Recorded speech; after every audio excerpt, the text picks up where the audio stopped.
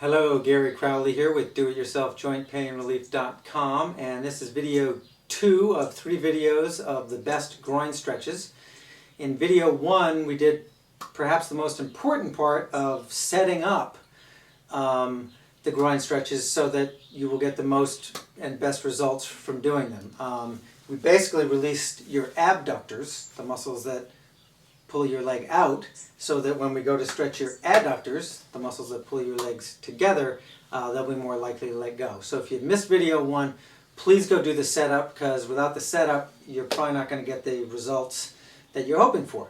But onward to the actual groin stretches. The basic stretch after we have done the setup is to, basically we're going to be up against the wall like that and walking our heels down the wall. But if you're so inclined and you want to do a little warm up just to get those muscles going, you can put a little resistance here and just get your brain focused in on those muscles a little bit. If you can't do this, then that's fine.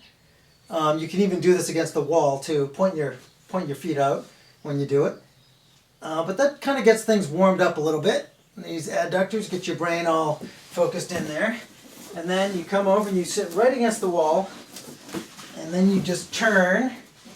And if your butt's a little too in, you can always come out. It's a little harder if you're out trying to go back in.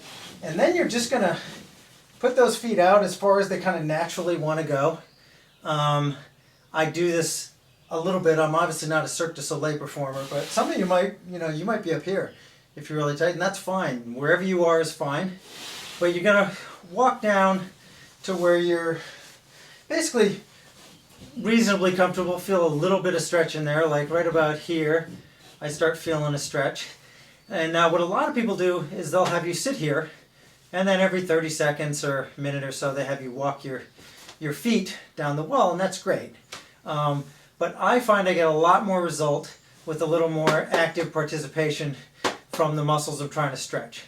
And so the first thing I start doing is I start flexing my quads, and I will start feeling these muscles getting stretched as my quads straighten those legs out. And then once I'm feeling those muscles getting stretched, and I kind of keep walking them down the wall, you'll find that your adductors are kind of like these cables in here.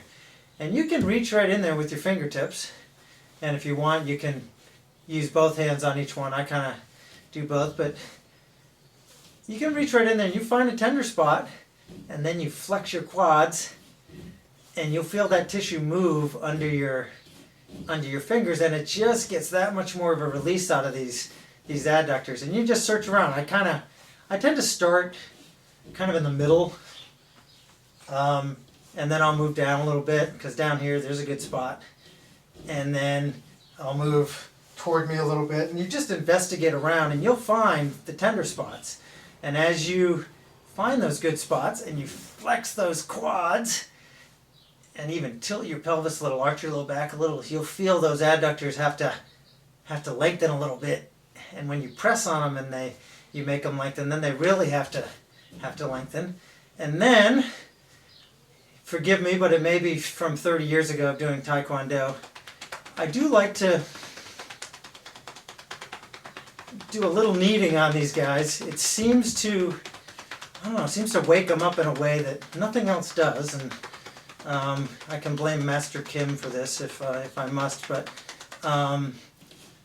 it just seems to kind of settle everything in that I've done, and then we're ready to go again and get more release in there. So I do that a little bit, and you can see my legs, I mean, if I don't stretch my adductors at all, I'm about here. And just with a little bit of this goes a long way. And again, it's because I set up this whole releasing of the abductors. So I do this, I reach around, you might reach in there, like there's a good spot, flex that quad, arch that back, feel that move, and then it stops hurting as much, which means it's let go. And this is pretty good. Now I'm tight about here. Now this is kind of a long rep. You can do a rep for a minute or two, but that's the basic thing. And then in between, I just, not hard, I just kind of make those muscles kind of reset, take in all that info I just put in there. And then between sets, I'll usually do about 3 sets of maybe 3 minutes each. I'll sit like this between sets. If you want to, you can push those out a little bit, but I'll usually just sit here because the next stretch I show you is a little bit of this.